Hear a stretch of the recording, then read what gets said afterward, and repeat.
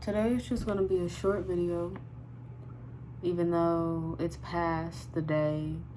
It's past my technical mark for this to be an everyday thing, but I'm not going to hold myself to that because I went out today. I went into the city today, and that was a whole thing. And in me going to the city today, there were times where things were completely fine, and then there were times where I would get really irritated. And what I've noticed about myself in the past 2 days, kind of 3,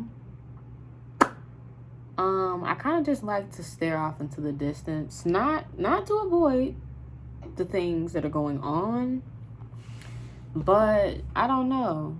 It's like how I used to do mirror work in a way, where I would just kind of stare to see what it is that I'm assuming I was looking for. Or it was self-soothing to just look at the self, the self, when shit just ran its course. And I'm just not feeling it. And I'm past the point of wanting to communicate when I'm just kind of fuming, yet I'm not fuming. It's a very calm storm. Yeah, my mouth can get a little bit jazzier when I am pushed to that limit, especially when I feel that I've taken into consideration others. When I feel that I've taken others into consideration, but also when my patience has ran dry. Like, to take other people into consideration, you have to be patient with them. And you have to be patient with the things that will occur. You are going to feel things about the things that happen, especially if they're not pleasant, especially if they're not tasteful to you. You're going to feel things and you're going to have your reactions. I've been spending a long time paying attention to my reactions. Sometimes you do just gotta let yourself be human and not focus so much on the important, but sometimes limiting, as in it can limit your way of expressing, or it can cause you to put yourself in this box that does not allow you to be human and to express negative and or positive emotions or feelings. That saying that it's about how you react. And honestly, for me, that can double how upset I am, because I'll go into reflection very soon after and think of that, and then get into self-judgment as if there was nothing to entice that side of me. And then I have to go back, or in the moment remind myself what I just said, and that I'm human, and that it's gonna happen. I'm gonna have these reactions to things. Things may irritate me to the point where I don't react in the most mature or to the highest degree that I can. I don't react as my higher being. I react as I react, but I realize I stare off into my reflection as a self-soother. I don't view it as something negative at this point. I just view it as something that just is right now, because it just is. With certain individuals, you can speak to them and feel as if you've actually been heard, or feel as if you've said something that you haven't said before. Feel as if you're not just repeating yourself. And I understand what that's like on both ends, to be a person that needs to be repeated information and to be a person that needs to repeat information. So, I would say I have an understanding of both sides of that story. I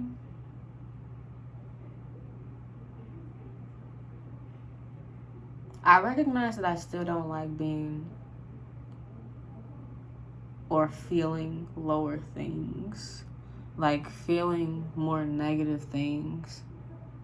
Yet, I can acknowledge the fact that the shift or the change is that I'm going to lean into it a little. I'm going to lean into it to what I view as best for me, or is a healthy way of leaning into it. Because sometimes you do just have to do that. I have various aspects to myself, and I honestly shouldn't be too afraid to use it. It's recognizing that you have multiple sides to yourself that kind of allows you to give yourself the power to do something and to snatch that out when necessary.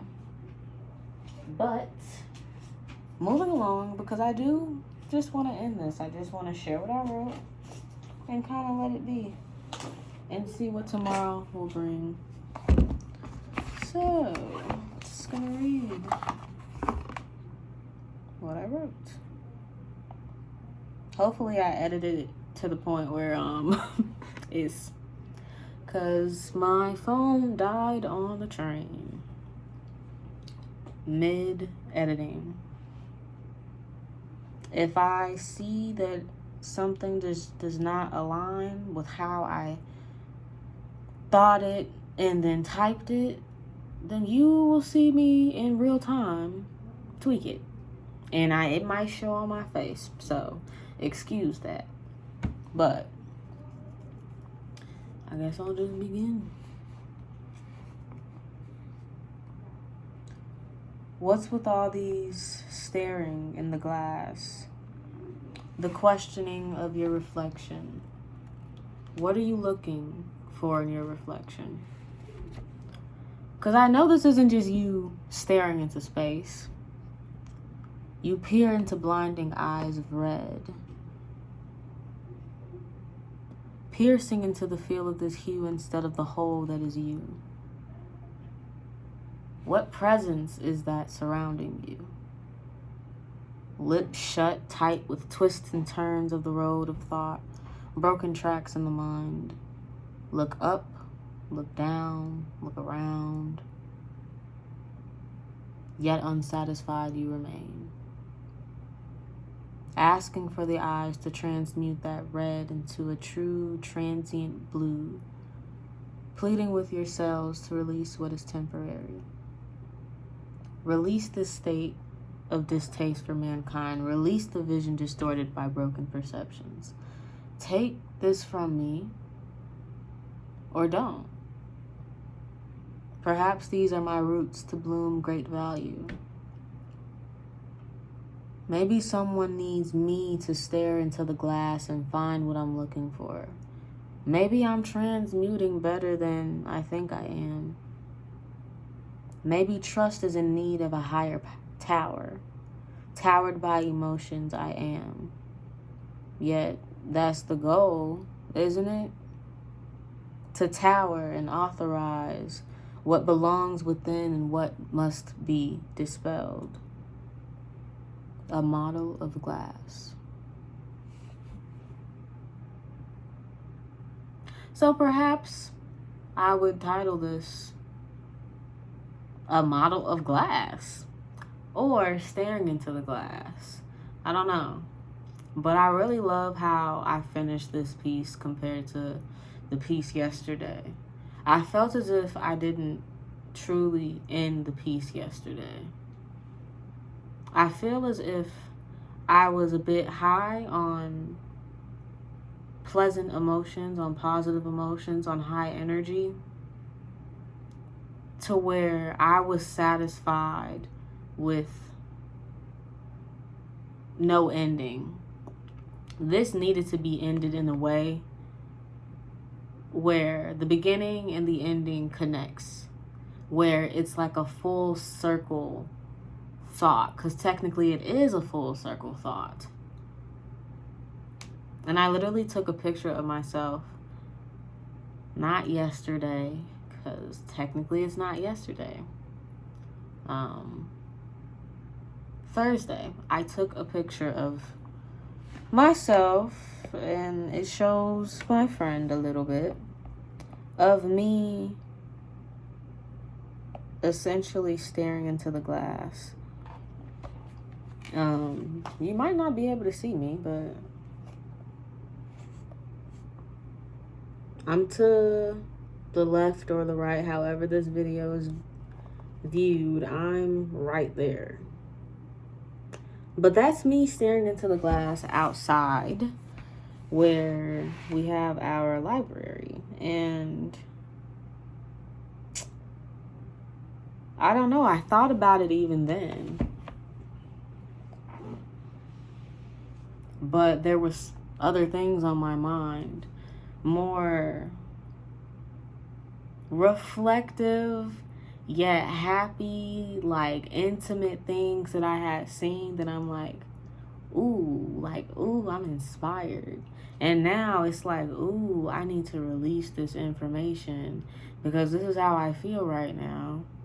And this honestly was written to express frustration, to express the fact that I wanted to release these emotions that I did not want to be feeling, yet I knew. It was me expressing through writing because I knew that I had to get something out. I had to transmute by talking about transmutation. I had to do that. And I kind of just had to let myself be upset.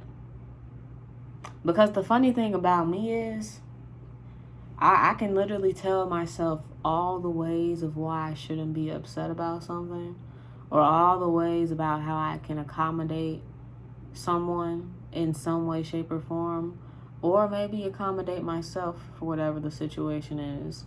I can tell myself